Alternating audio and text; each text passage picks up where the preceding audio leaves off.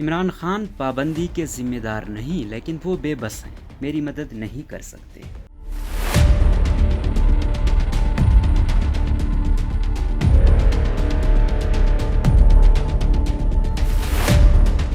پاکستان کی فوج کے چند افسران پر تنقید کے بعد آف ایئر کیے جانے والے سینئر صحافی اور ٹی وی میزبان حامد میر کا کہنا ہے کہ پاکستان میں خوف کی فضا ہے اور صحافت مشکل تر ہوتی جا رہی ہے۔ بی بی سی کے پروگرام ہارڈ ٹاک میں ان کا کہنا تھا کہ وزیر اعظم عمران خان ان پر عائد پابندی کے لیے ذمہ دار نہیں، لیکن وہ ایک بے بس وزیر اعظم ہیں اور ان کی مدد نہیں کر سکتے۔ حامد میر کو مئی 2021 میں صحافی اور یوٹیوب ویلاگر اسد طور پر نامعلوم افراد کے تشدد کے بعد ان کی حمایت میں منعقد ہونے والے ایک مظاہرے میں ان کے متنازع خطاب کے بعد سے پابندی کا سامنا ہے۔ اس خطاب میں حامد میر نے فوج سے تعلق رکھنے والے کچھ افسران پر تنقید کرتے ہوئے انہیں تنبیہ کی تھی کہ آئندہ کسی صحافی پر ایسے تشدد نہیں ہونا چاہیے، ورنہ وہ گھر کی باتیں بتانے پر مجبور ہو جائیں گے۔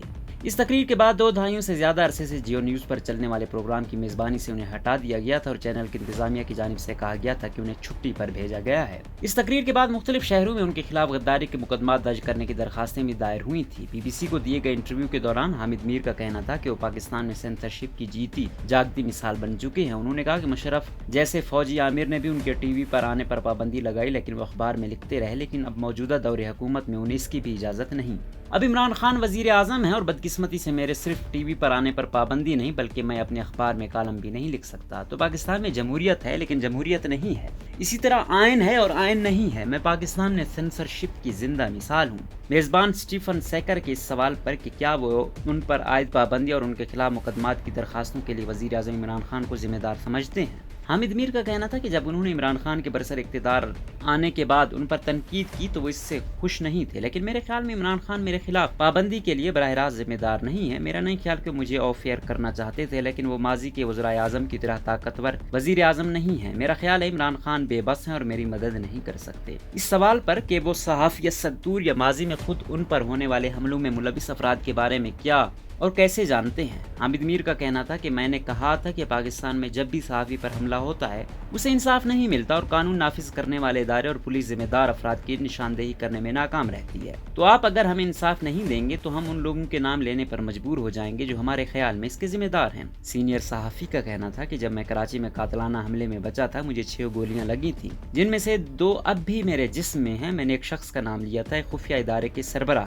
اس وقت کی حکومت نے 3 رکنی انکوائری کمیشن قائم کیا تھا۔ میں نے اس اعلیٰ اختیاراتی کمیشن کے سامنے ایک بار نہیں 2 بار اپنا بیان ریکارڈ کروایا۔ میں زخمی تھا لیکن میں کمیشن کے سامنے پیش ہوا اور اپنا بیان ریکارڈ کروایا تھا، اور جب کمیشن نے اس شخص کو طلب کیا جو میرے خیال میں مجھ پر حملہ کرنے یا میرے خلاف سازش بنانے کا ذمہ دار تھا تو اس نے انکار کر دیا اور وہ کبھی کمیشن کے سامنے پیش نہیں ہوا اور کبھی کوئی رپورٹ سامنے نہیں آئی۔ یہی معاملہ اسد طور کے ساتھ پیش آیا۔ انہوں نے پولیس کو درخواست دی جس پر پولیس نے ایف آئی آر درج کی۔ ایک انٹیلیجنس کا نام اس ایف آئی آر میں شامل تھا۔ مطالبہ کر رہے تھے کہ ہمارے ساتھی اسد طور کے ساتھ انصاف کیا جائے۔ اس سوال پر کہ کیا وہ دعویٰ کر رہے ہیں کہ پاکستان کی انٹیلیجنس سروسز اسد طور پر حملے کی ذمہ دار تھیں اور گزشتہ 1 برس کے دوران اور اس سے پہلے صحافیوں پر حملوں میں اضافے کے لیے پاکستان کی ریاست ذمہ دار ہے، حامد میر نے کہا یہ چیزیں بار بار ریکارڈ پر لائی گئی ہیں۔ عالمی تنظیموں اور پاکستانی تنظیموں کی طرف سے human rights commission of Pakistan کی طرف سے کئی رپورٹیں ہیں۔ یہ وہ حقائق ہیں جو ریکارڈ کیے جا چکے ہیں۔ ریاستی ایجنسیوں انٹیلیجنس ایجنسیوں پر بار بار حملے کروانے، صحافیوں کو اغوا کرنے کا الزام لگایا گیا۔ جب حامد میر سے پوچھا گیا کہ ہارڈ ٹاک میں ہی بات کرتے ہوئے پاکستان کے وزیر اطلاعات فواد چودھری نے کہا تھا کہ ان معاملات میں نتیجہ خیز کرنے میں جلد بازی نہ کی جائے تو ان کا کہنا تھا کہ فواد چودھری کے اس بیان کو 2 ماہ کا عرصہ ہو چکا ہے،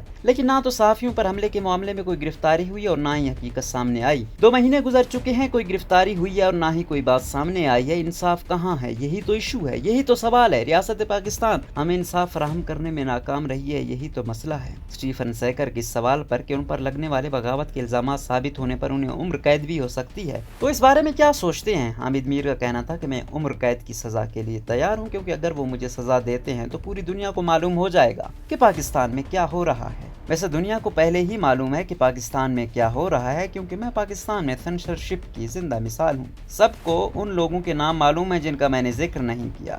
सबको मालूम है कि मुझ पर पाबंदी का कौन जिम्मेदार है। आम पाकिस्तानी बहुत समझदार है, वो बहुत ज़हीन है, उन्हें हर बात का इल्म है कि क्या हो रहा है। लेकिन बात यह है कि पाकिस्तान में कानून की बालादस्ती नहीं है। हम इंसाफ चाहते हैं और चाहते हैं कि पाकिस्तान में कानून की बालादस्ती कायम हो, और अगर सहाफ़ी सवाल करता है तो उसे खामोश करने की कोशिश ना की जाए। हामिद मीर का कहना था कि ये तासुर दुरुस्त नहीं कि वो अपने बयान से पीछे हटे हैं, बल्कि उनके वजाहती बयान का मकसद कानूनी पेचीदगियों से निपटना था। ताहम उन्होंने कहा कि उन्होंने जो तकरीर की, इसके बाद कुछ लोग ये तासुर देने की कोशिश कर रहे थे कि मैं पूरे इदारे पर इल्ज़ाम लगा रहा हूँ। तो मैंने अपनी पोजीशन की वजाहत की थी। मैं पूरे इदारे को इल्ज़ाम नहीं दे रहा था, बल्कि मैं सिर्फ चंद अफराद के बारे में बात कर रहा हूँ जो मीडिया की आवाज़ को बंद करने की कोशिश कर रहे हैं। हामिद मीर का यह भी कहना था कि उन्हें अपने इदारे जी और जंग के रवैये से मायूसी हुई, लेकिन वो उनकी सूरत हाल समझ सकते हैं। वो पहले ही निशाने पर हैं, तो मेरे एम्प्लॉयर के सर पर तो पहले ही बंदूक रखी हुई है। तो जब इन्हें हामिद मीर पर पाबंदी लगाने के लिए कहा गया तो उन्होंने मुझ पर पाबंदी लगा दी।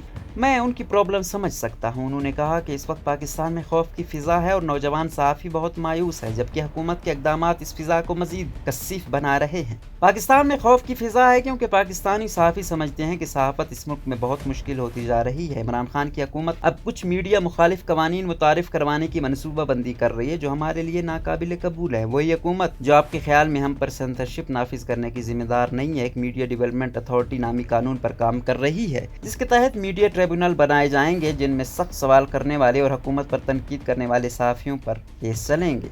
दसियों लाखों में जुर्माने होंगे और 2 या 3 साल तक की कैद भी हो सकेगी। एक तरफ इमरान खान की हुकूमत जर्नलिस्ट प्रोटेक्शन बिल लाकर अच्छा काम कर रही है, तो दूसरी तरफ सिर्फ वो मीडिया डेवलपमेंट बिल पर काम कर रहे हैं जो जर्नलिस्ट प्रोटेक्शन बिल की मुकम्मल नफ़ी है। तो ये तजाद है। जहाँ तक वो जर्नलिस्ट प्रोटेक्शन बिल पर काम कर रहे हैं, हम उनकी हिमायत कर रहे हैं और करेंगे, लेकिन अगर वो हम पर मीडिया डेवलपमेंट अथॉरिटी बिल के जरिए सेंसरशिप नाफिज करेंगे और तमाम इख्तियारात वजारत इत्तलात के पास होंगे और जनाब फवाद चौधरी पाकिस्तान में सहाफ़ियों की किस्मत का फैसला करेंगे, तो हम उन पर तनकीद करेंगे। हामिद मीर का कहना था कि वो समझते हैं कि पाकिस्तान में उनकी जान को खतरा है, लेकिन वो मुल्क नहीं छोड़ेंगे। मैं काफ़ी अरसे से अपनी ज़ाती सिक्योरिटी खतरे में महसूस करता हूँ।